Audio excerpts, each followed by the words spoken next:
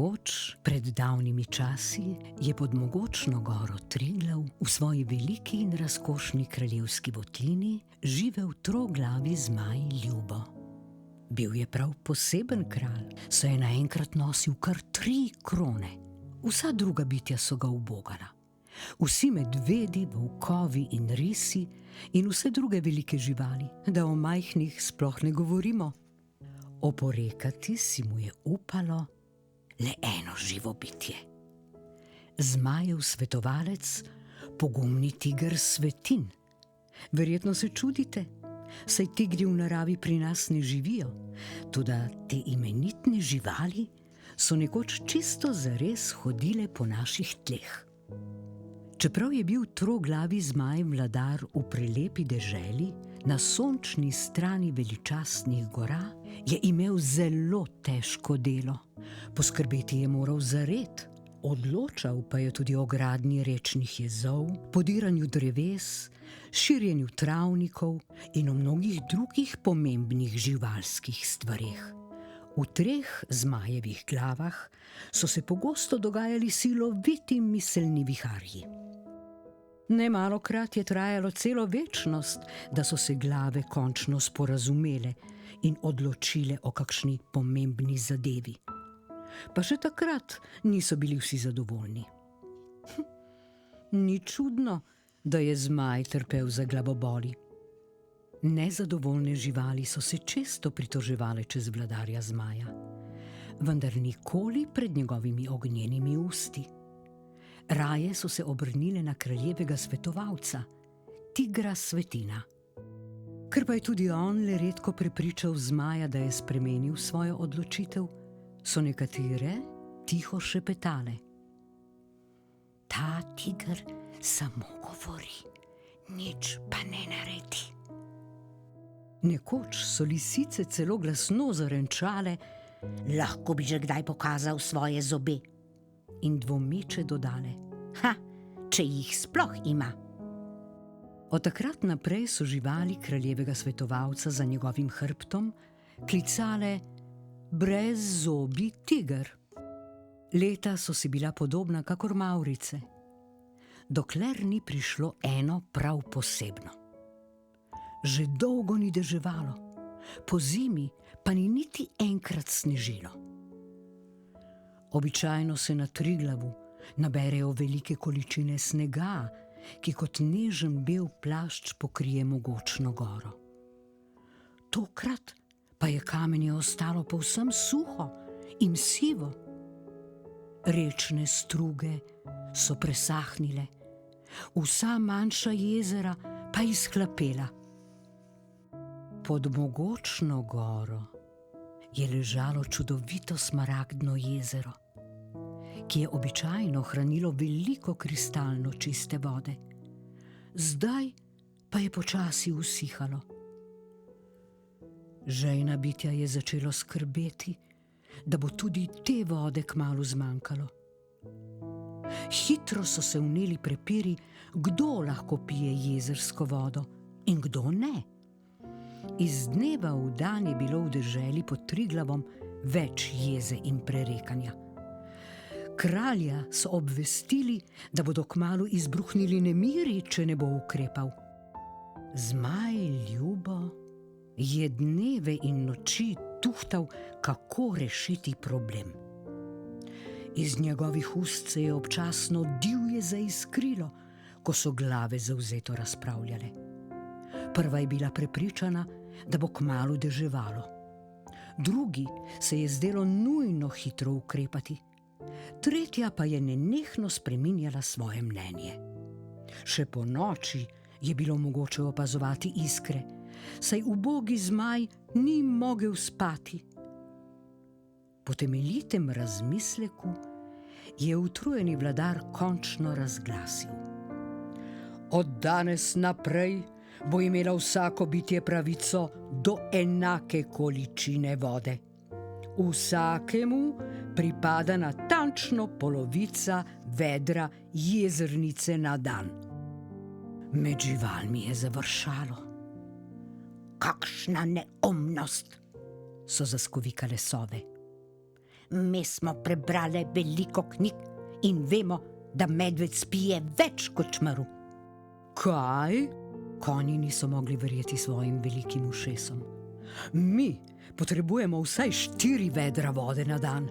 Kako bomo skrbeli za svoj naraščaj, če od žeje niti stati ne bomo mogli? So jezno hrzali.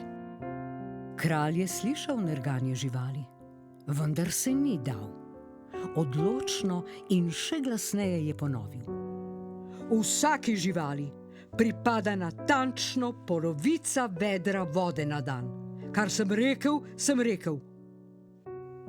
Nerganje je sicer potihnilo, nezadovoljstvo živali pa se je le še povečalo. Konji, medvedi, volkovi, srne, jeleni in gamsi so trpeli žejo. Čmrli, čebele in ose pa so se občasno celo utopili, ko so jim zmajevi uslužbenci odmerjali jezersko vodo. Gotovo obstaja boljša rešitev, so menili gamsi.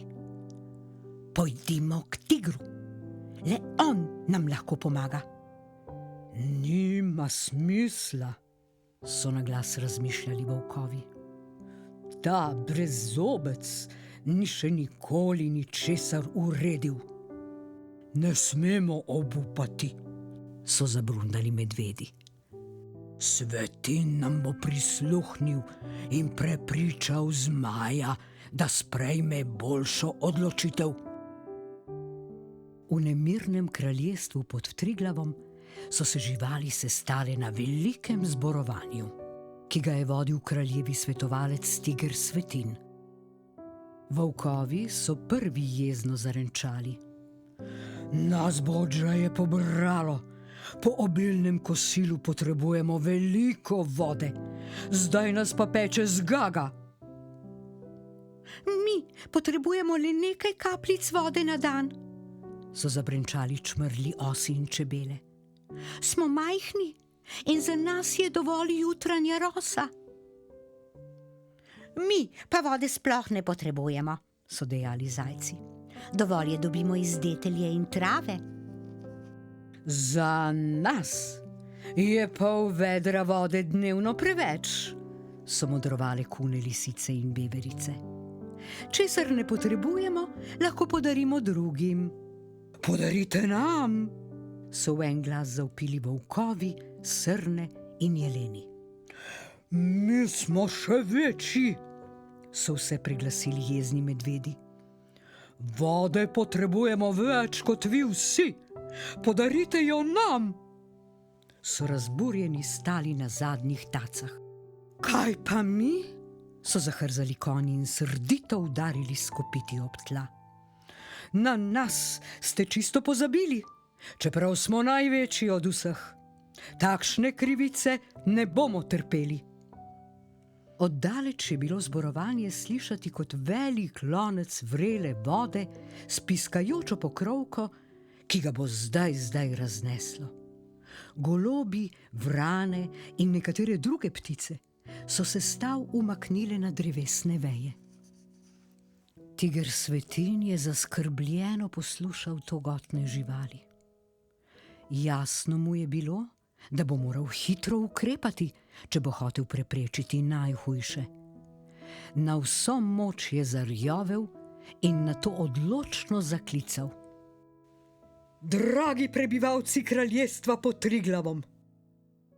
V množici je zavladala napeta tišina. Govoril bom z našim kraljem in prepričan sem, da mi bo prisluhnil. Prosim vas, da mi vsaka živalska vrsta sporoči, koliko vode dnevno potrebuje, da lahko preživi. Dokler naše žejne dežele ne odreši bogastvo z neba, bomo morali še malo potrpeti. Živali so kimajoče priznale, da je tigrov predlog moder. In kmalu so se njihovi predstavniki v dolgi koloni zvrstili pred kraljevim svetovalcem.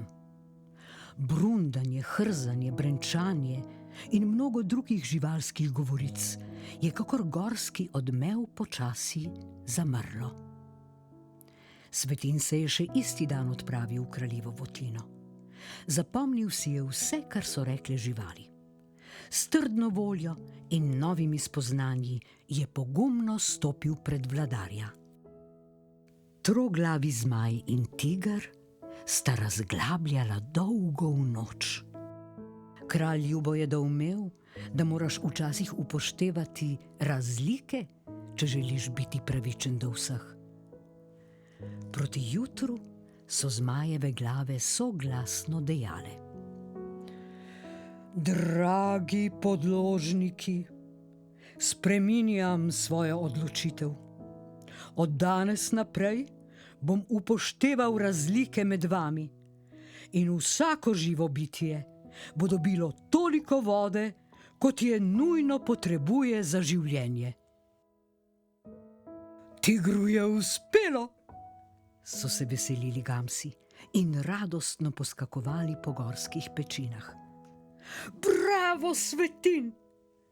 So živali navdušeno pozdravljali junaka, ko se je vračal od vladarja. Njegov obraz je krasil širok in ponosen nasmeh. Pa jih le ima, so tigrov nasmešek komentirale sove. Kaj le? So se spraševali medvedi. Zobe, seveda, so prve vzhičeno ugotovile lisice, za njimi pa še vsi drugi.